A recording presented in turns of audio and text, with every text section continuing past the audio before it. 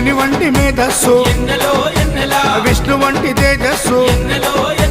కలగలసిన బాలుడమ్మ కలియుగ పురుషుడమ్మ మాట రాని వారి నోట మాటనే పలికిస్తాడమ్మా నడవలేని వారినైనా అడవులు దాటిస్తాడమ్మా శరణం అంటే చాలు ఎన్నెలా శరాలన్నీ తొలగిస్తాడు ఎన్నెలా ఎన్నెలా రావణ సందనాలో ఎన్నెలా అయ్యప్పకు వందనాలో ఎన్నెలా రావణ సందనాలో ఎన్నెలా మణికంఠకు వందనాలో ఎన్నెలా